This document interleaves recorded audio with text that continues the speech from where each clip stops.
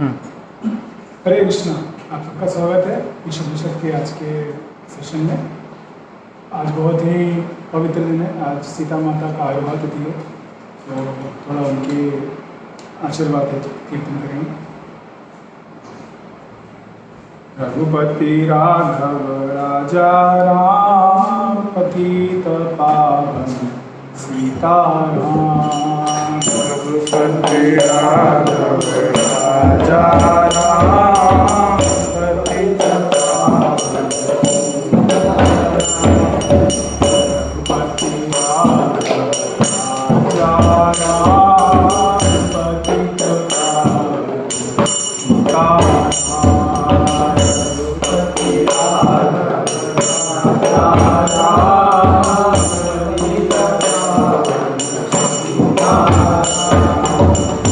सीताराम सीताराम सीताराम सीताराम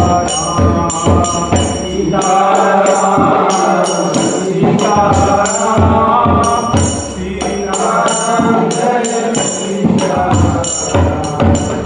सीताराम जय सीताराम।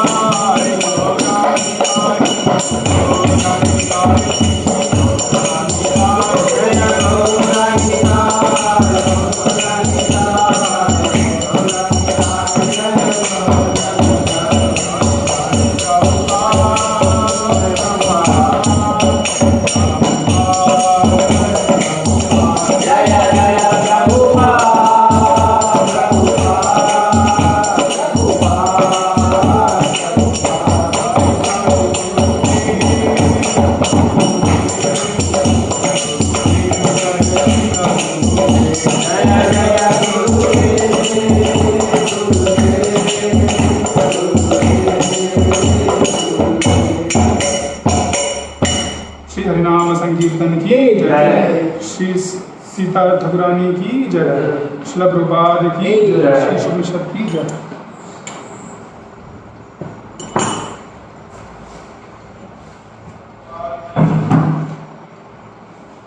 हरे कृष्ण। आप सबका फिर से स्वागत है आज के शुभ शत के इस सेशन में। हम प्रार्थना से शुरुआत करेंगे। ओम अज्ञानतिमिरन्धस्य ज्ञानाञ्जनशलाकया चक्षुरुन्मिलितं येन तस्मै श्रीगुरुवे नमः। नमो विष्णुपदाय कृष्णपृष्ठाय भूतले श्रीमते भक्तिवेदान्त स्वामिनिति नामिने। नमस्ते सारस्वती देवे गौरवाणी प्रचारिणे निर्विशेष शून्यवादी पाश्चात्यदेशतारिणे। जय श्री कृष्ण चैतन्य प्रभु नित्यानंद श्री अद्वैत गदाधर श्रीवासादि गौर भक्तवृंद। हरे कृष्णा कृष्णा कृष्णा हरे हरे, हरे राम राम राम हरे हरे। हरे कृष्ण।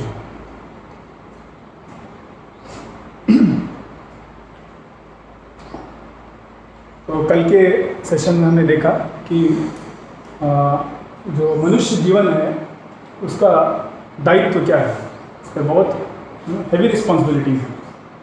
फिर हमने देवता और असुर, सुर और असुर के बीच का अंतर समझा और क्या होगा अगर हम ईशावास के सिद्धांत को नहीं अपनाएंगे।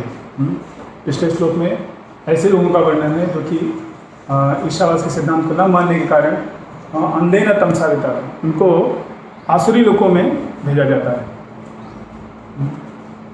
और भक्ति करने का क्या फ़ायदा है अगर भक्ति पूरा भी नहीं होता है, 100% भी नहीं किया तो भी आपको कम से कम स्वर्गलोक की प्राप्ति होगी और फिर से अगले जन्म में आपको मौका मिलेगा कि आप जहाँ तक आपने किया है उसके आगे बढ़ने का मौका मिलेगा।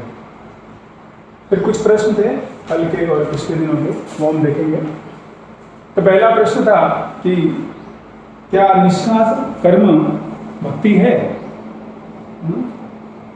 और असुर लोग कहाँ रहते हैं, सिर्फ नीचे के लोगों में।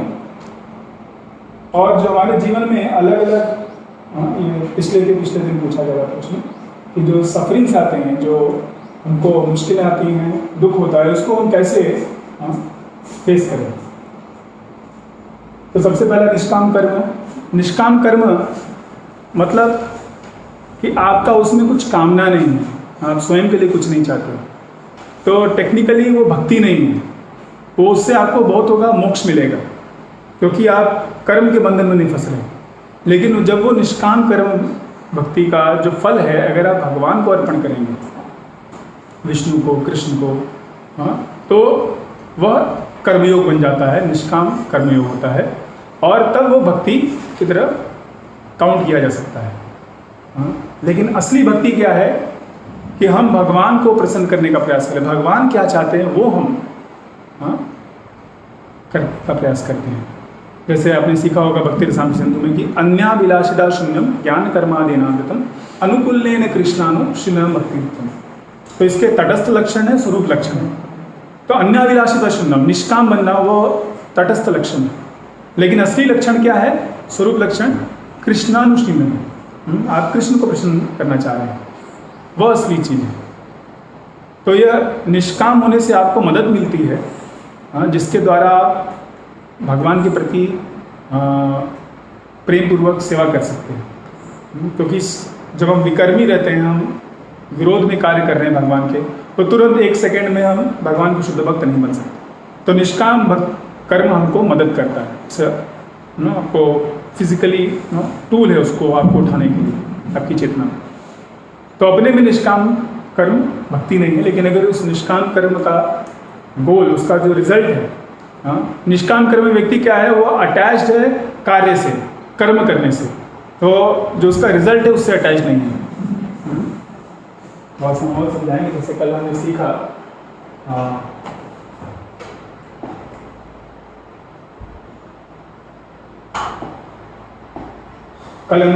सीखा संबंध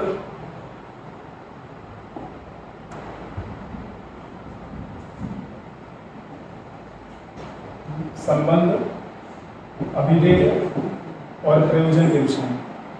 ठीक है, मैं शॉर्ट फॉर्म में लिख रहा हूँ, कृपया समझ लीजिएगा। तो संबंध क्या है, आप आइडेंटिफाई क्या कर रहे हैं और आपका आंतरिक भाव क्या है। तो निष्काम भक्ति और कर्म में व्यक्ति का असली चीज क्या देखा जाता है कि उसका प्रयोजन, उसका रिजल्ट जो है वो भगवान या किसको दे रहा है। वो वहां पे इससे आसक्त है। जो कर्म है वो कर्म करने से आसक्त है, लेकिन जो उसका फल आ रहा है फल से आसक्त नहीं है, इसलिए वो निष्काम कहा जा रहा है।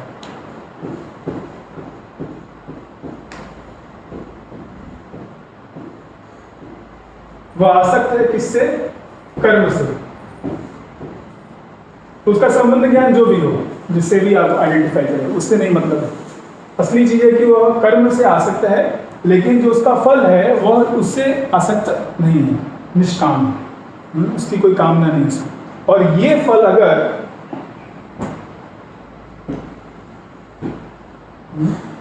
भगवान कृष्ण को अर्पण करे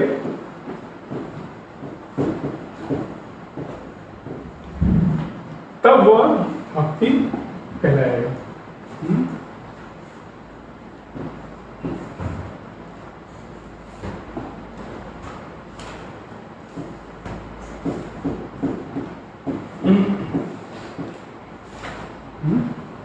असली भक्ति क्या है? भगवान को कैसे प्रसन्न करना, भगवान क्या चाहते हैं वो करना, कृष्णानुशीलनम। और यह एक सबसे बिगिनिंग लेवल है कि आप जो आपका कार्य कर रहे हैं उसका फल जो आ रहा है वो भगवान को अर्पण करें। तो यह निष्काम कर्म है। और जो आपका डाउट से आगे भगवद गीता में पूरा डिटेल में बताया जाएगा। पहला 6 चैप्टर योगा लेटर के ऊपर है, तो उसमें अच्छे से डिस्कस किया जाएगा। तो यहाँ पे हम कर्म योगा लेटर नहीं डिस्कस कर रहे हैं, यहाँ पे हम डिस्कस कर रहे हैं कि ईशावास का सिद्धांत, कि कैसे आप भगवान को केंद्र बिंदु बनाएंगे। आप चाहे सकाम कर्मी हो, या निष्काम कर्म कर रहे हैं, या भक्ति योग कर रहे हैं, जो भी कर रहे हैं आप भगवान को केंद्र बिंदु बनाइए। तो यह जो केंद्र बिंदु है उसको आप कृष्ण भगवान को मानिए। ठीक है, तब क्या होगा, आप अपना जीवन इनके इस केंद्र बिंदु के अनुसार करिए। और ऐसे करोड़ों करोड़ों लोग भगवान को केंद्र बिंदु बना करके जीवन यापन कर सकते हैं, उसमें कोई दिक्कत नहीं आएगी। ठीक है, जब तक केंद्र बिंदु एक है। भगवान को सेंटर बना के उनको प्रसन्नता करने के लिए सब लोग कार्य कर सकते हैं, कोऑपरेट कर सकते हैं। और यही आध्यात्मिक जगत है। भौतिक जगत में क्या होता है, हर व्यक्ति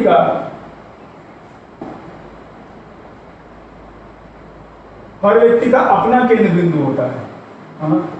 यह एक व्यक्ति हो गया, ठीक है, यह दूसरा व्यक्ति हो गया, ठीक है। तो इनका केंद्र बिंदु अपने अपने अनुसार है, अपने परिवार के तरफ, और इनका अपने परिवार, अपने देश। तो एक दिन ऐसा होगा कि कहीं ना कहीं ये क्लैश होगा। ठीक है, तो इसीलिए सारा प्रॉब्लम आता है, क्योंकि इनका अलग अलग केंद्र बिंदु है। तो हमारे स्वार्थ कहीं ना कहीं टकराएंगे और उसके कारण हमारे बीच संघर्ष होगा। लेकिन अगर भगवान, जैसे हमने पिछले वाले में देखा, भगवान को केंद्र बिंदु बनाते हैं तो unlimited concentric circles can be there, unlimited. भगवान असीमित है और असीमित जीव उनको असीमित रूप से सेवा कर सकते हैं। किसी के बीच कोई भी संघर्ष होने का आवश्यकता नहीं है। तो इसलिए हमें भगवान को केंद्र बिंदु बनाना है। मेन चीज़ यहाँ पे हम ये डिस्कस कर रहे हैं। और बाकी निष्काम कर्मा, सकाम करना वो आपको भगवद गीता में सिखाया जाएगा एकदम अच्छे से। अब आते हैं दूसरे प्रश्न पर।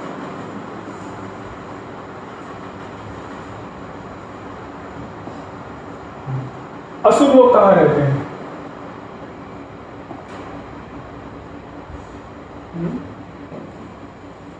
वो कहाँ रहते हैं? तो असुर को पहले हमने डिफाइन किया है, उनका जो चेतना है उनके अनुसार वो भगवान विष्णु के विरोध में कार्य करते हैं, असुरस्तद विपर्य। और देव कौन है? जो कि भगवान के अनुसार कार्य करते हैं। तो कहीं भी रहें, पहले कहा जाता था कि जो सतयुग है उसमें सुर और असुर अलग अलग लोकों में रहते थे। जैसे इंद्र अपने लोक में रहते थे, हिरण्यकशिपु अपने लोक में रहते थे, अलग अलग वो प्लैनेट में रहते थे। अगले युग में वो एक ही लोक में, एक ही धरती पे रहने लगे, जैसे रावण हो गए और दशरथ या भगवान राम हो गए, ठीक है। द्वापर युग में वो एक ही परिवार में रहने लगे, दुर्योधन और पांडव। और इस कलयुग में कहा जाता है कि एक ही व्यक्ति के हृदय में दोनों देवता और दानव रहते हैं। हमारी जो इच्छाएं हैं वो देवी होती हैं और आसुरी होती हैं। तो 16वां अध्याय जो गीता में है वो उसी के ऊपर आधारित है, देवी और आसुरी संपदा। वहाँ पे और अच्छे से समझाया जाएगा।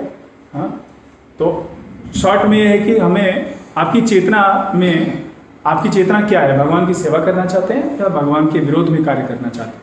वो आपको बताता है आप असुर हैं या देवता है।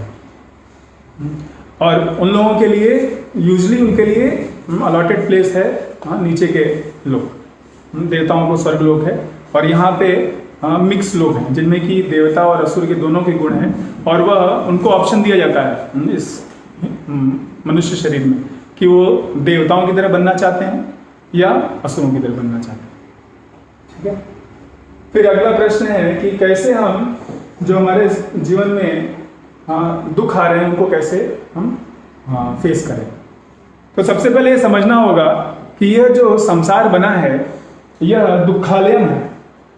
हम सोचते हैं कि सुखालयम है। ऐसा इसलिए है क्योंकि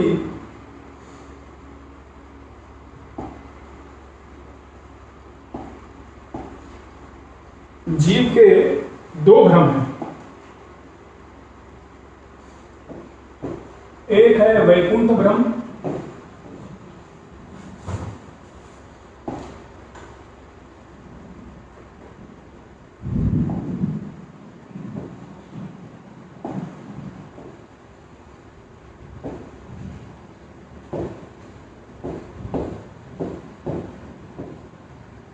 और दूसरा है आनंद ब्रह्म।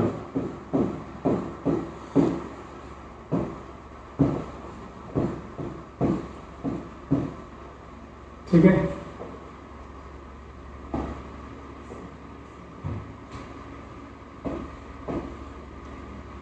वैकुंठ भ्रम क्या है? क्योंकि हम वैकुंठ के निवासी हैं, हम सब आत्मा हैं, भगवान के धाम से आए हैं, वहां पे सब कुछ शाश्वत है।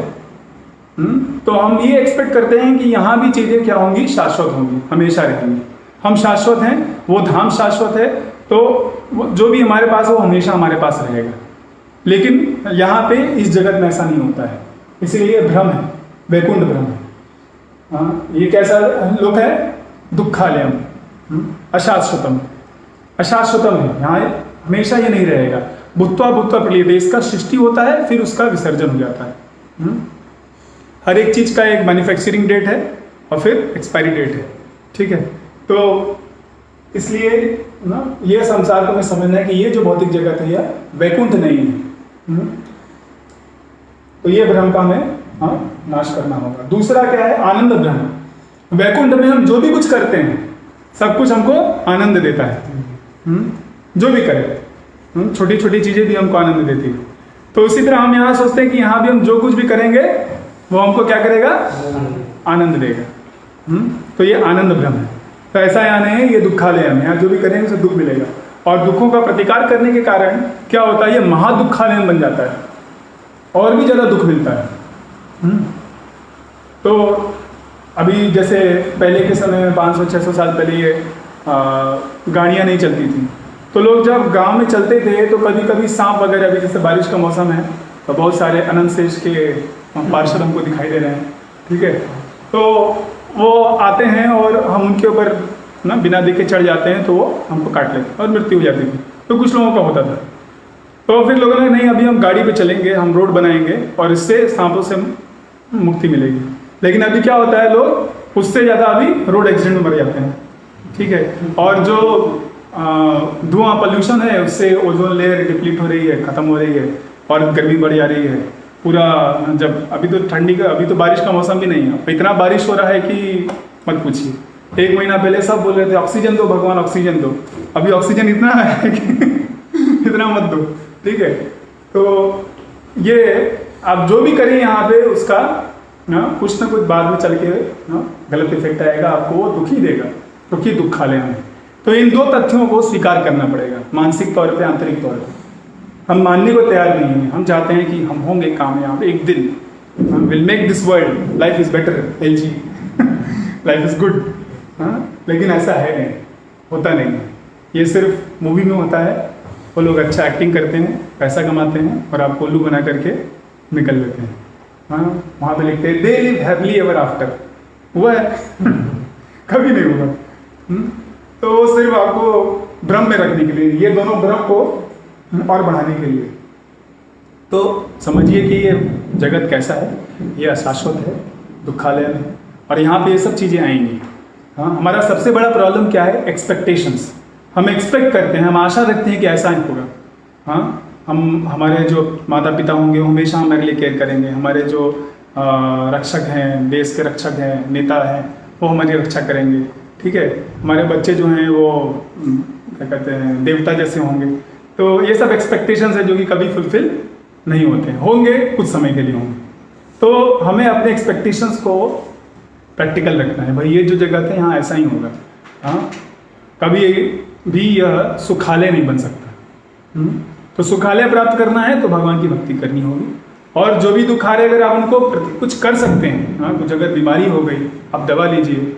हाँ, अभी पानी बरस रहा है, आप छाते का इस्तेमाल करिए, ठीक है। जितना आप अपने आप को बचा सकते हैं बचाइए। उसके बाद भी कुछ होता है तो बस उसको स्वीकार करिए कि ये हमारा अपना खुद का कर्म है, क्योंकि हमने यह वैकुंठ जगत छोड़ने का गलती किया। तो this is the original mistake, सबसे पहला मिस्टेक हमने यही किया। तो उसको सुधारने का प्रयास करिए, भगवान को सेवा करने का प्रयास करिए और टॉलरेट करिए। ताम तितिक्षस्व भारत, गीता में अभी आप लोग का दूसरा अध्याय में आएगा कि आगमा पाइनो नित्यास्ताम तितिक्षस्व भारत। भगवान कह रहे हैं कि ये सब जो सर्दी है, बरसात है, ये सब इंद्रियों के कारण हो रही है। इंद्रियों के संपर्क, इंद्रियों और इंद्रियों के जो ऑब्जेक्ट उनके कांटेक्ट में आने के कारण हो रहा है। तब उसको टॉलरेट करना सीखिए, ठीक है।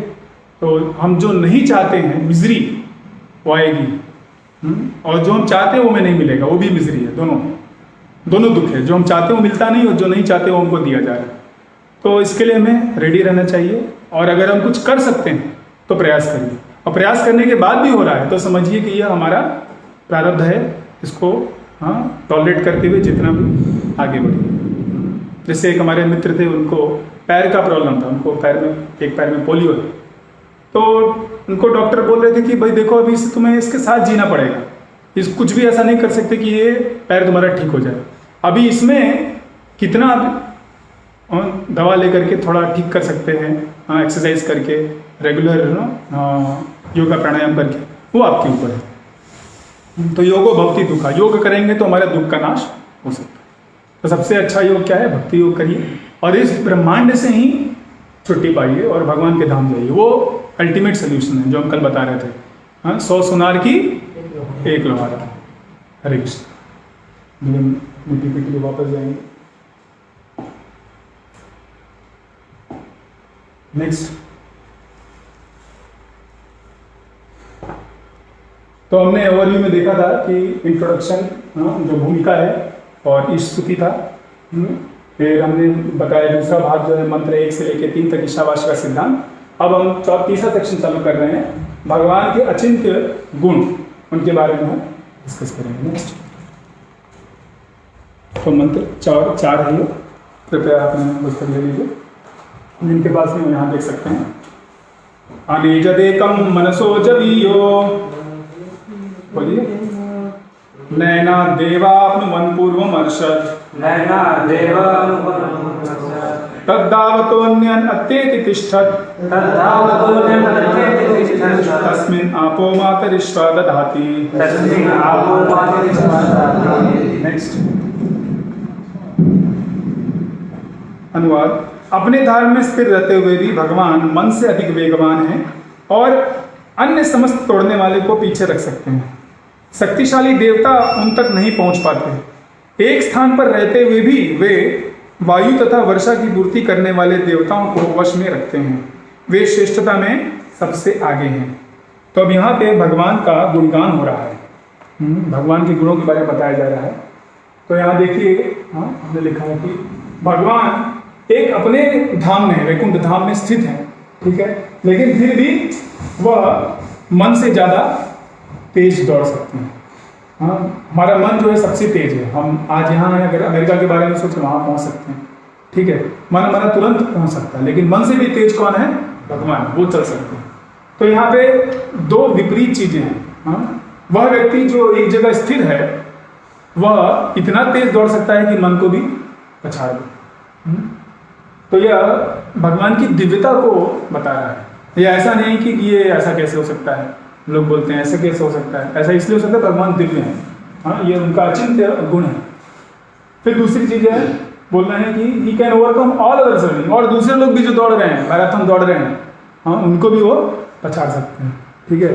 अगर ओलंपिक हुआ और भगवान उसमें दौड़े तो हमेशा उन्हीं को गोल्ड मेडल मिलेगा बाकी किसी को दौड़ने की जरूरत नहीं है। यहाँ तक कि जो बड़े बड़े देवता हैं उनको भी भगवान हरा सकते हैं, और वो उनको अप्रोच नहीं कर सकते, उन तक पहुँच नहीं सकते। इंद्र देवता पूरा ये जो बारिश होती है उसको देखते हैं, वायु जो हवा चल रही है उसको देखते हैं, समुद्र को देखने वाले वरुण देव हैं, सूर्य देव हमको ये दे रहे हैं, सूर्य की प्रकाश दे रहे हैं पूरे ब्रह्मांड में। तो ये सब जो देवता इतने शक्तिशाली हैं, लेकिन उनसे भी भगवान कई कई गुना अधिक शक्तिशाली हैं, और ये देवता भी उन तक नहीं पहुंच सकते।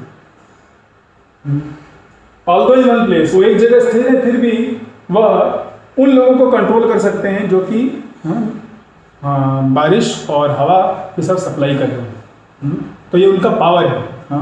उनके कहने पे ही सब चीज़ें चलती हैं, ठीक है। और सूर्य अपने टाइम पे उगता है, ऋतुएं अपने टाइम पे आती हैं, सब कुछ अपने अपने ऑर्डर में चलता है। हर प्लैनेट जो अपने ऑर्बिट में चल रहा है, ठीक है। क्यों? भगवान के डर से, भगवान के आदेश से। ही सरपासेस ऑल इन एक्सीलेंस, तो गुणों में वो सर्वोपरि है। जो भी व्यक्ति हो उससे वो बड़े हैं, उससे वो महान है। गीता में भगवान बोलते हैं, मत्ता परतरम नाम्यत किंचिदस्ति धनंजय मयि सर्वमिदं प्रोतम सूत्रे मणिगणाय। कि हे अर्जुन, धनंजय, मेरे बराबर कोई नहीं है और मेरे से बड़ा कोई नहीं है। तो वही बात को यहाँ पे ईश्वर शब्द में बता रहे हैं कि वो सर्वोपरि है। नेक्स्ट, तो कल हमने देखा कि जो मनुष्य जीवन है वो बहुत ही हेवी रिस्पॉन्सिबिलिटीज का है, और सबसे बड़ा रिस्पॉन्सिबिलिटी क्या है? अपने हृदय को शुद्ध करके भगवान के प्रति प्रेम जागृत करना। तो भगवान का यहाँ गुणगान हो रहा है, उस गुणगान को हमें स्वीकार करना है और उनसे अपना जो संबंध है और गाढ़ा करना है। हाँ, तो इसलिए ये जो बताई जा रही है बातें उनको ध्यानपूर्वक सुनिए। नेक्स्ट, तो mental speculation cannot help us. अभी कुछ बड़े बड़े सन्यासी लोग होते हैं, मायावादी लोग होते हैं, वो अपने मेंटल स्पेकुलेशन करते हैं, अपने दिमाग का इस्तेमाल करके सोचते हैं, गेस करते हैं, ऐसे होंगे भगवान, वैसे होंगे भगवान, ठीक है। परम सत्य के बारे में बहुत कुछ उन्होंने विवेचना की है, लेकिन उससे आप भगवान को नहीं जान सकते। क्योंकि मन भी उनकी ही शक्ति है। भूमि आपो वलनो वायु खम मनो बुद्धि एवं च, जो उनकी ही शक्ति है, उससे आप कैसे भगवान को प्राप्त कर सकते हैं, ठीक है। वो भगवान उनसे कई गुना अधिक शक्तिशाली, बुद्धिमान, और उनका मन उनसे तेज है। तो बस मन के जो अलग अलग शास्त्रों को पढ़ के और विवेचना करके उससे हम भगवान को प्राप्त नहीं कर सकते हैं। तो जो आदि शंकराचार्य थे उन्होंने भी बोला है, भज गोविंदम भज गोविंदम भज गोविंदम मूढ़मते संप्राप्ते सन्निहिते काले नहीं रक्षति दुक्कृण कर। तो यह प्रत्यय और ये क्या कहते हैं विसर्ग, बड़े बड़े बातें करना संस्कृत का, और अलग अलग श्लोकों का चर्चा करना, और बताना कि शायद इसका मतलब ये होगा, नहीं इसका मतलब ये होगा। मुनि का मतलब क्या है? जो दूसरे के रिव्यूज को काट सके, उसके ऊपर अपना सिद्धांत को प्रकट कर सके। नाशा मतम न भिन्नम, कुछ भिन्न मत देना। I don't accept this. I think. What you can think? What is the limit of your thinking? तो गॉड इज बियॉन्ड दैट. भगवान आपसे कहीं कहीं गुना अधिक बड़े हैं. तो वो जो सबसे बड़े ज्ञानी पुरुष हैं शंकराचार्य, वो भी बोलते हैं कि क्या करिए आप, भगवान का भजन करिए. किसका? गोविंद का. भज गोविंदम भज गोविंदम भज गोविंदम मूढ़मते सम्प्राप्ते सन्निहिते काले नहीं नहीं रक्षति दुकृण करने. तो मृत्यु आएगी और यमदूत आपको पकड़ेंगे, गला दबाएंगे, तो ये सब काम नहीं आएगा. क्या काम आएगा? भगवान की भक्ति काम आएगी. तो इसका मतलब ये नहीं कि हम ये सब संस्कृत ना पढ़ें, नहीं, पढ़िए, भगवान के लिए पढ़िए, भगवान के शास्त्रों को समझने के लिए पढ़िए, और बाकी लोगों को उनको मदद करने के लिए कैसे जो संस्कृत के जितने भी शास्त्र हैं उनमें भगवान ने क्या बताया है, तो उसलिए आप पढ़िए. लेकिन इसलिए मत पढ़िए समझा दिखाने के लिए कि हम कितने बड़े विद्वान हैं और हम जानते हैं और हम भगवान से भी बड़े हैं. तो यह मायावादी लोगों का सिद्धांत है और ये इससे हमें कभी भी भगवान को नहीं जान पाएंगे. तो मेंटल स्पेकुलेशन इज यूजलेस. वो भगवान को कभी भी हम नहीं जान सकते. नेक्स्ट. तो प्रभुपाद जी ब्रह्म संहिता के इन श्लोकों को बता रहे हैं अपने परपोर्ट में. पंतास्तुकोटि सतवत्सर संप्रगम्यो वायो रथापि मनसो निकुंदवाना सोप्यस्त्रियत्र पदसिं चिन्ततत्वे गोविन्दमादिपुरुषं तमहं भजामि. तो ब्रह्मा जी जब इस सृष्टि का शुरुआत हुआ तो उन्होंने तपस्या की, और उनको भगवान ने अपना साक्षात्कार दिया. तो उसके बाद उन्होंने ये ब्रह्म संहिता लिखा और उसमें वो बता रहे हैं कि क्या करो, गोविंदम आदि पुरुषम, मैं भगवान गोविंद का पूजा करता हूँ. कई लोग कहते हैं कि अरे कृष्ण तो बाद में आए थे, राम पहले आए थे, तो राम बड़े हैं, कृष्ण कैसे कृष्ण भक्ति क्यों कर रहे हैं. तो ये देखिए, जो ब्रह्मांड की जब शुरुआत हुई थी तब ये गोविंदम आदि पुरुषम, उसके पहले से भगवान गोविंद हैं, उनके बारे में बताया जा रहा है. तो जैसा कल हमने बताया कि इस तरह पे राम और कृष्ण के बीच हम डिफ्रेंशिएट करने की ज़्यादा आवश्यकता नहीं है, लेकिन हमें जानना चाहिए कि कृष्ण हमेशा है, भगवान राम भी हमेशा हैं, और भगवान कृष्ण ही सभी अवतारों के स्रोत हैं. नेक्स्ट. तो प्रभुपाद जी बोलते हैं उनका यहाँ ईशोपनिषद में कि अगर कोई जो अभक्त है, नॉन डिवोटी फिलोसफर है, वह जो अंतरिक्ष है उसमें ट्रेवल करे, चले, किससे? विंड के स्पीड से.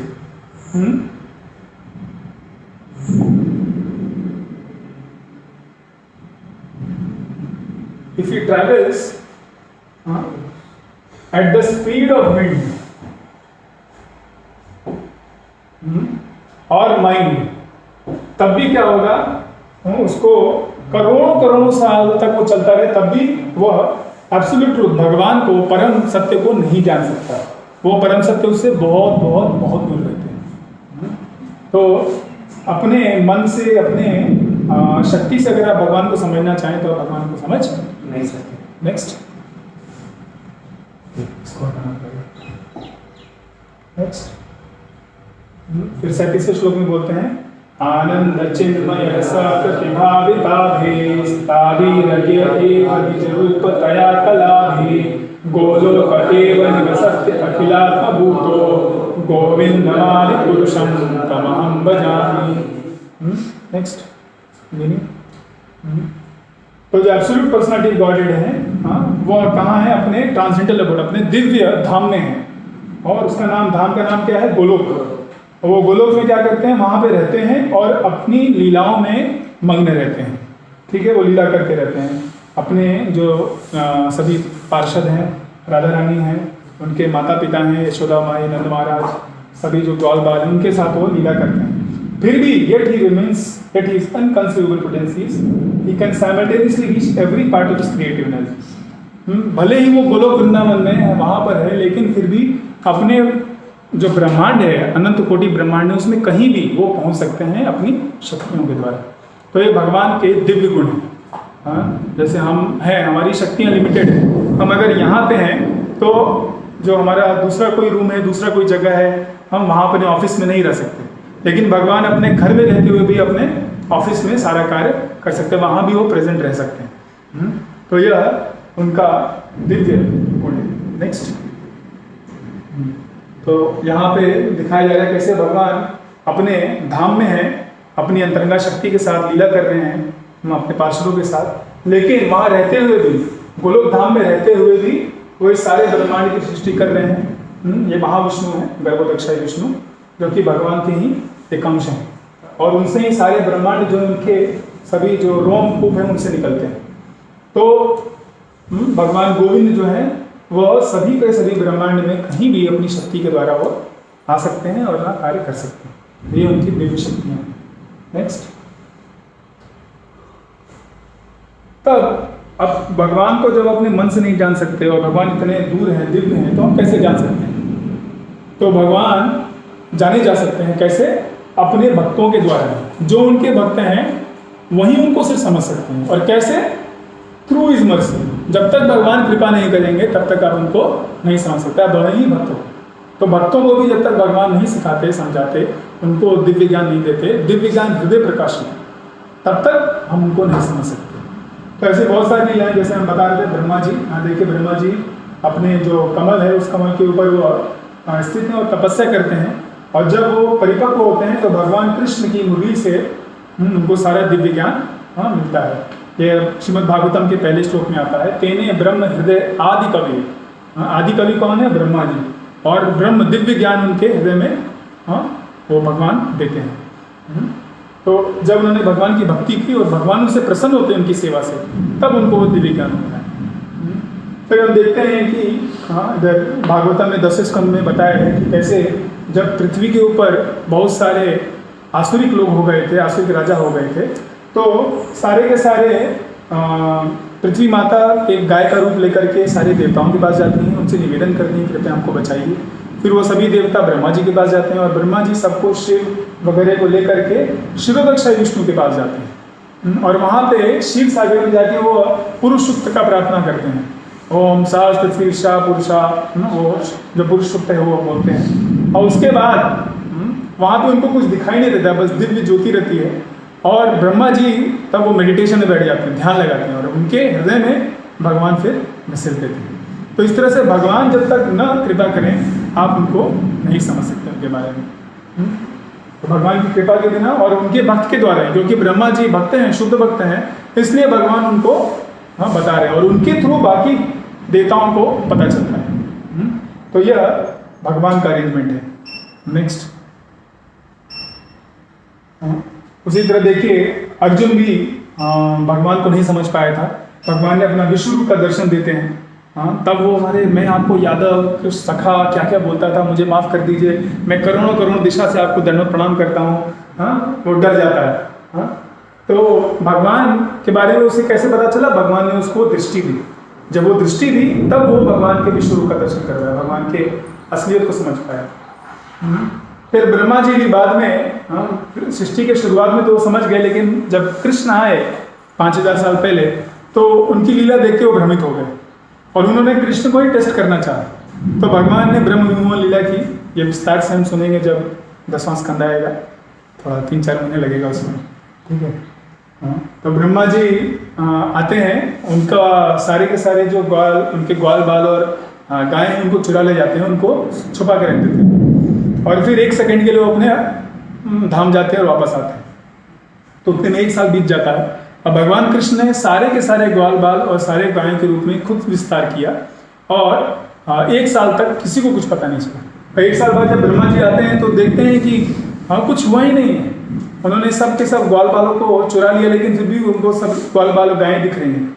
तो जाते हैं जहाँ उन्होंने छुपा के रखा है, वहाँ जाते हैं, देखते हैं तो सो रहे हैं, फिर वापस आते हैं, देखते हैं यहाँ तो सब मौजूद हैं। तो ऐसे 4-5 बार आते जाते वो चकरा जाते हैं, और फिर तक जाकर के भगवान के प्रति वो समर्पण करते हैं। तो भगवान उनको दिखाते हैं, उनको दिव्य वृंदावन का दर्शन देते हैं, और उनको पता चलता है कि ये सभी गाय और सभी ग्वाल कौन है? भगवान स्वयं चतुर्भुज रूप में उनको दर्शन देते हैं। तो भगवान के भक्त ही उनको समझ सकते हैं, और कब समझेंगे? जब भगवान के ऊपर कृपा करते हैं। और भगवान कब कृपा करेंगे? जब आप उनकी सेवा करेंगे और उन आपकी सेवा से पूरी तरह से संतुष्ट हो जाएंगे। अतः श्री कृष्ण नाम आदि न भवेद ग्राह्यम इंद्रे सेवन मुखे ही जीवादो स्वयं स्फृत्यद। आपको भगवान की सेवा करनी है। कैसे? जीवा से।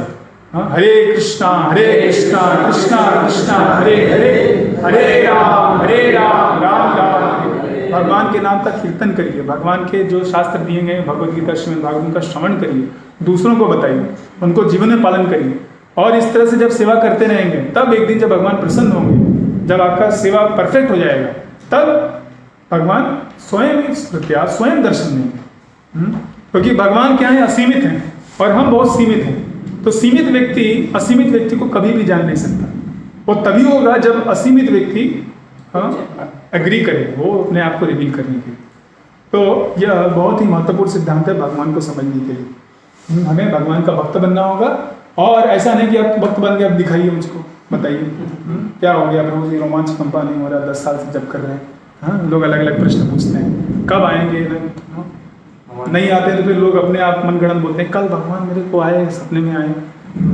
तो अलग अलग चीज़ें लोग बोलते हैं। तो ये बहुत ऊंचा स्तर है जब भगवान आपको दर्शन देंगे, जब आप पूरी तरह से शुद्ध हो जाएंगे, आपसे वो पूरी तरह से प्रसन्न होंगे। तो भक्ति करते रहिए, एक न एक दिन ऐसा अवश्य होगा। आस्था के साथ नेक्स्ट।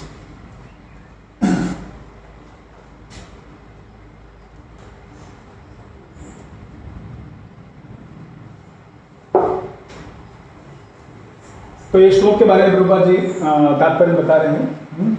एक देश ज्योत्सना विस्तार था परस्त ब्रह्मण शक्ति तथेदम अखिलम जगत। क्या कह रहे हैं, whatever we see in this world, जो भी हम इस संसार में देखते हैं वो क्या है, भगवान की ही शक्तियां हैं, उनकी शक्तियों का विस्तार है। वह किस तरह से है, जिस तरह से एक जो अग्नि है वह सब तरफ रोशनी देता है, बहुत दूर तक रोशनी जाती है। हाँ, भले ही वो एक जगह स्थिर है फिर वो बहुत दूर तक रोशनी देती है। जैसे यहाँ पे ट्यूबलाइट है, एक जगह पे है लेकिन पूरे के पूरे रूम में लाइट आ रहा है। तो ये विष्णु पुराण का कोट है। नेक्स्ट देखिए, जैसे अग्नि है, अग्नि का कारण बहुत दूर तक प्रकाश है। अग्नि एक जगह स्थित है लेकिन बहुत दूर तक प्रकाश दे रही है। या एक अगर आप मोमबत्ती कैंडल भी जलाएंगे तो देखिए बहुत दूर तक प्रकाश देता है। तो वैसे ही भगवान कृष्ण अपने धाम में है, वह वहाँ पे अपने भक्तों के साथ लीला कर रहे हैं, लेकिन वहाँ रहते हुए भी सारे के सारे ब्रह्मांड में अपनी शक्तियों के द्वारा वह विस्तारित हैं और सब कुछ उनके ही कहने अनुसार चल रहा है। सब कुछ उनके कंट्रोल में। तो यह भगवान की दिव्यता है। यह हर व्यक्ति नहीं कर सकता, सिर्फ भगवान कर सकते हैं, या भगवान के द्वारा जो एम्पावर हो सकते। तो हमें समझना चाहिए कि भगवान हमारे जैसे नहीं है, भगवान दिव्य हैं, हम भौतिक संसार में फंसे हैं और हम भी उनके एक छोटे से अंश हैं। तो दिव्यता हम में भी है लेकिन उतनी नहीं है जितनी कि भगवान में। भगवान अनलिमिटेड है। इसमें भक्ति रसायन सिंह में बताया जाए कि भगवान के 64, ऐसे तो भगवान के असीमित गुण हैं लेकिन प्रमुख 64 गुण माने गए हैं। और जो ये जीव होता है उसमें करीब सबसे ज़्यादा हो सकता है तो 50 गुण हो सकते हैं। उन 64 में से सिर्फ 50 गुण, और वो भी बहुत कम मात्रा में। तो हमें समझना है कि हम बहुत ही सीमित व्यक्ति हैं और भगवान असीमित है और अचिंत्य हैं, लेकिन फिर भी वो हमको मौका दे रहे हैं कि हम उनके बारे में सुन सकें, उनको जान सकें, उनकी सेवा कर सकें और उनके धाम में जाने के काबिल बन सकें। नेक्स्ट, फिर प्रभुपाद जी 3 भगवान की जो शक्तियां हैं उस दिन हमने सीखा था, अंतरंगा, बहिरंगा और तटस्थ, उनके बारे में। तो अंतरंग शक्ति, internal energy, external energy, marginal energy. तो एक श्लोक है चैतन्य चरितामृत में, प्रभुपाद जी बहुत कोट करते हैं, कृष्णा सूर्य सम माया है अंधकार, जहां कृष्णा तहां नहीं माया अधिकार।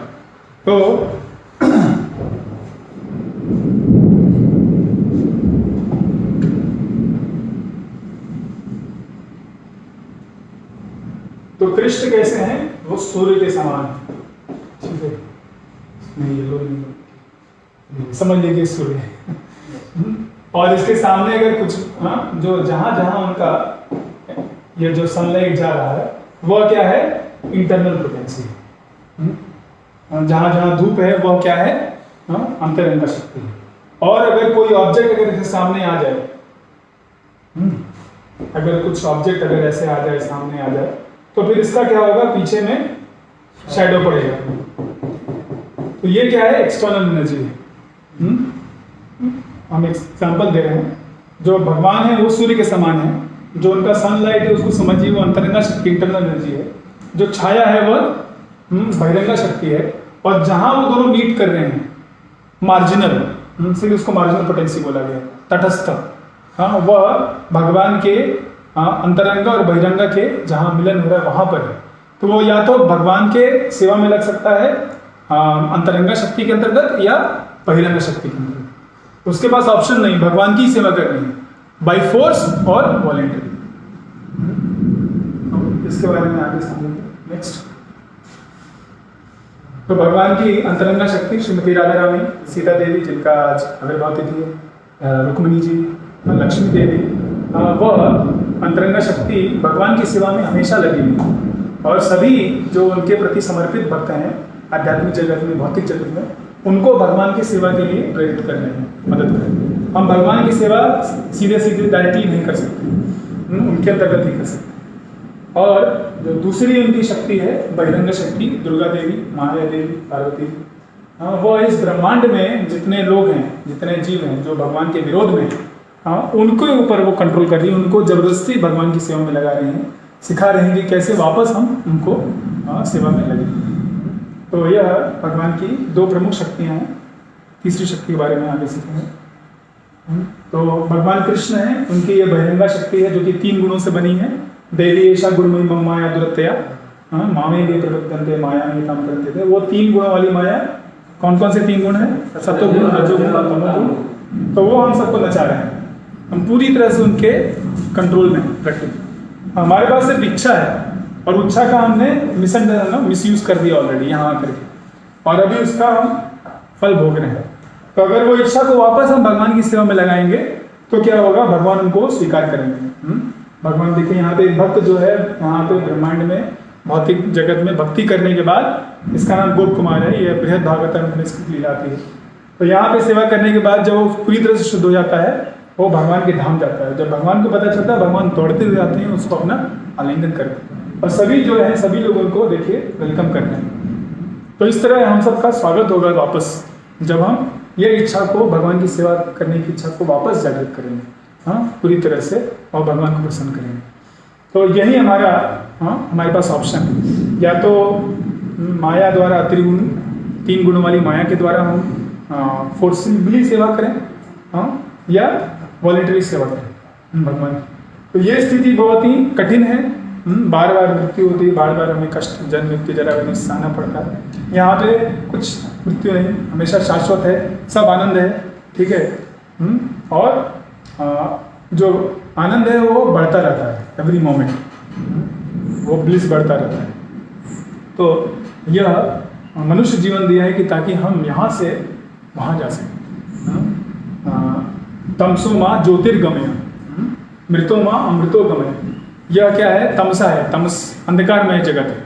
हम जैसे हम बताते हैं, कृष्ण सूर्य सम, माया है अंधकार, अंधकार का जगत है। तो जहाँ कृष्ण है वहाँ इस माया का कोई अधिकार नहीं है, वहाँ पे योग माया है। और ये क्या है? महामाया।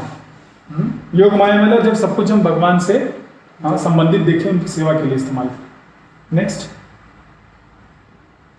फिर प्रभुपाद जी बताते हैं कि कैसे अचिंत्य वेदावेद तत्व के बारे में बताते हैं कि कैसे भगवान की जो शक्तियाँ हैं, भले ही हर जगह विस्तारित हैं, फिर भी वो भगवान नहीं है, वह सुप्रीम ट्रुथ नहीं है। तो यह है अचिंत्य, इनकन्फ्यूजेबल, भेद, डिफरेंस, अभेद, वननेस, यह तत्व है, यह सिद्धांत है।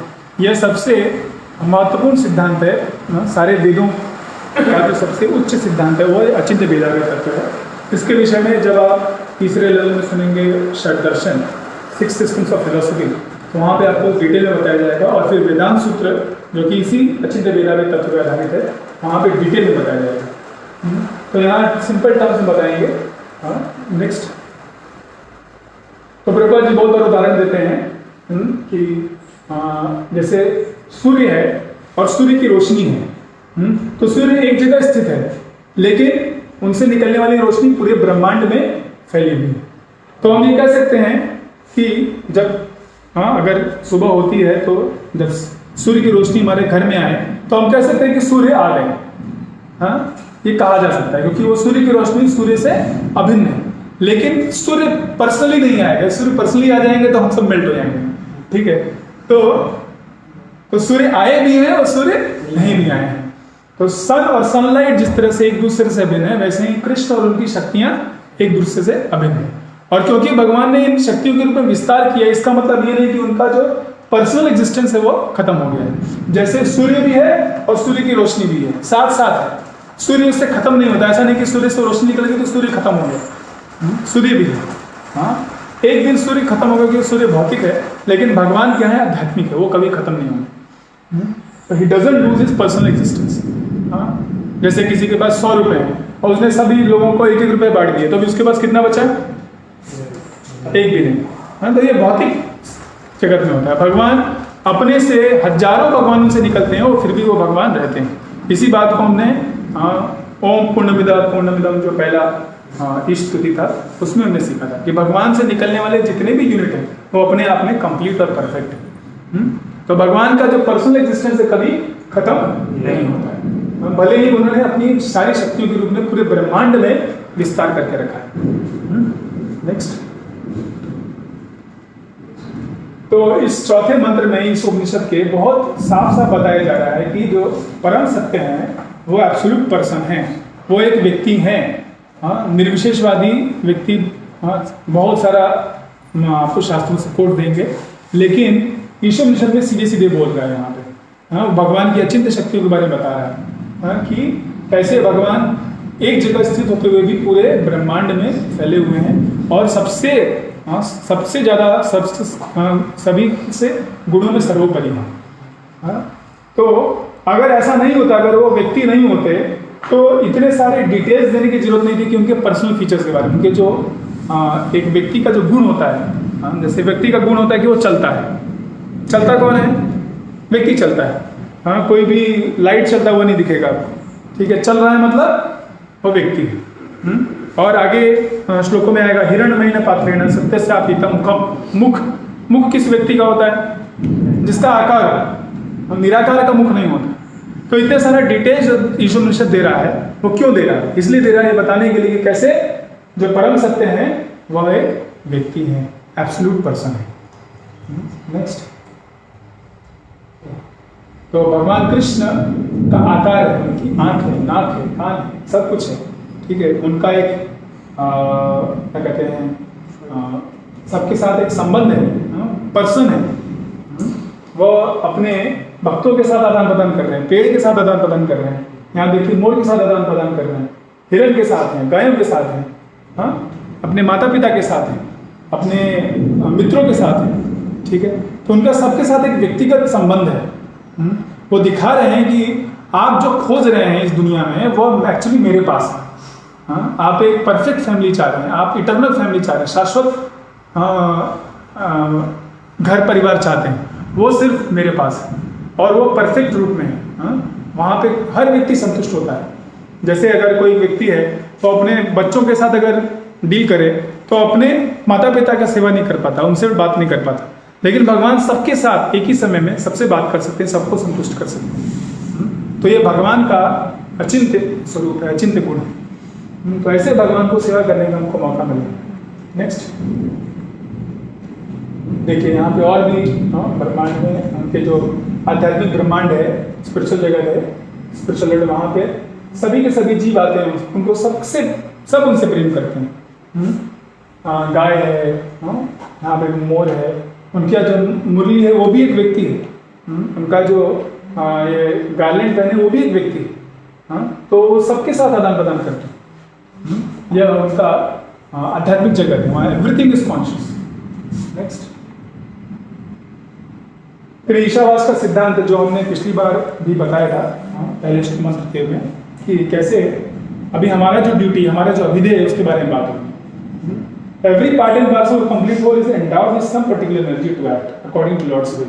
तो हम सभी जो उनके जीवात्मा हैं, अंश हैं, हमको कुछ न कुछ शक्ति दी गई है जिससे कि हम उनके भगवान की सेवा में लग सकते हैं। किसके अनुसार? उनकी ही इच्छा के अनुसार, ठीक है। When the part and parcel forgets his particular activities under the Lord's will, he is considered to be mine. तो जब हम ये भूल जाते हैं कि हमारा भगवान के प्रति कर्तव्य है, भगवान का सेवा करना हमारा धर्म है वही उसके लिए हमें बनाया गया, तब हम कहा जाता है कि हम माया में हैं। तो इसलिए हमें क्या करना है, ईशोपनिषद शुरुआत से ही बोल रहा है कि श्री ईशोपनिषद है wants us to be very careful to play the part designated for us by the Lord। जो भगवान ने हमको डिज़ाइन किया है, जो जिसके लिए जो उनका प्लान है उसके अनुसार हमें कार्य करना चाहिए। तो जितना जल्दी हम वो कार्य करेंगे उतना ही हमारे लिए अच्छा है। वरना वो उस प्लान के से लड़ते रहेंगे, बार बार जीवन में आते जाते रहेंगे, जन्म लेना पड़ेगा, लोअर स्पीशीज में जाना पड़ेगा।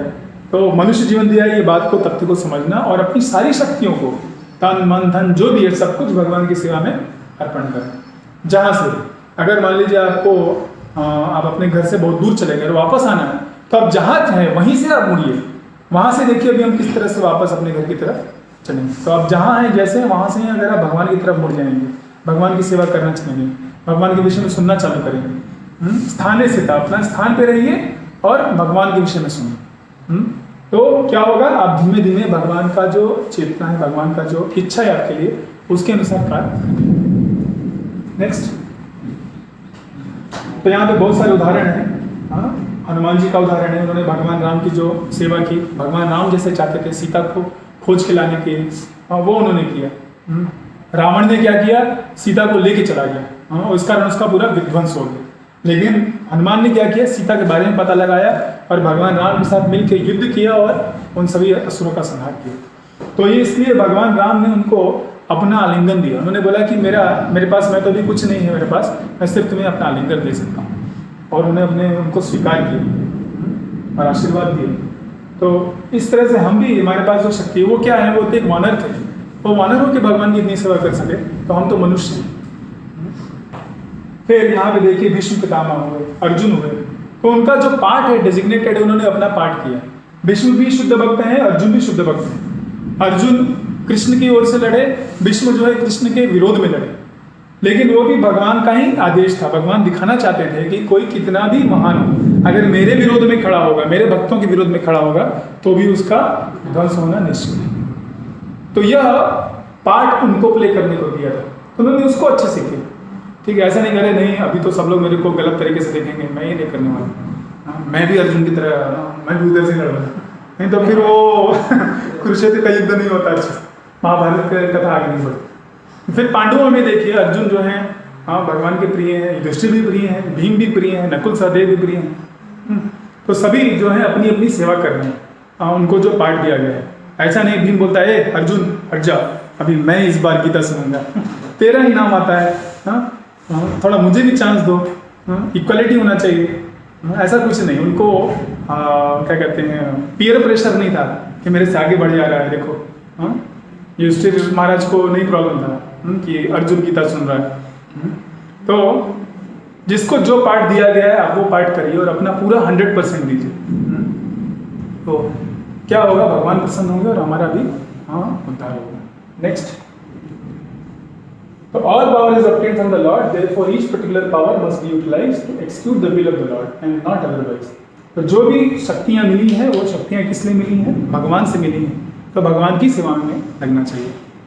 जैसे कोई अगर बुलाता है, किसी लेबर को बुलाता है, उसको सीमेंट वगैरह देता है, तो सब कुछ सामान उनके जो ओनर है उसकी सेवा में लगना चाहिए। ऐसा नहीं कि जब ओनर नहीं देख रहा है तो 1 किलो सीमेंट घर लेते गए, 4-5 स्लैब घर लेते गए, नहीं, वो उन्होंने दिया है तो उनकी सेवा में इस्तेमाल होना चाहिए, चोरी मत करिए।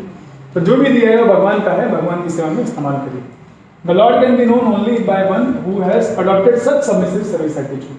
तो ये जो submissive service attitude है, भगवान के प्रति समर्पण का भाव, भगवान के प्रति सेवा का भाव, उसके द्वारा ही भगवान को हम जान पाएंगे, भगवान के साथ अपना संबंध जोड़ पाएंगे।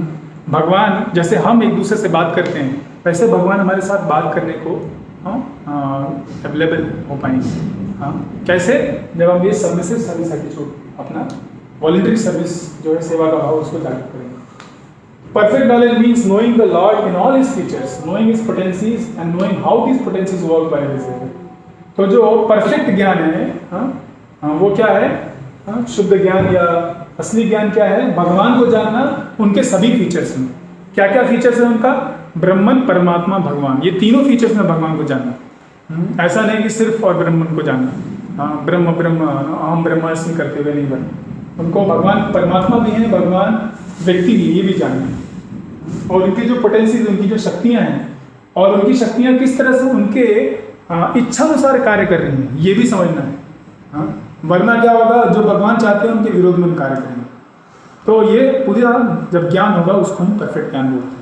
हम शुड नो, नॉलेज मतलब matter, spirit and controller of both. जो जड़ वस्तु है, हाँ, जो चेतना है, हाँ, जीवित जीव है, उनके बारे में जानना, और इन दोनों का जो कंट्रोलर है भगवान, उनके बारे में जानना।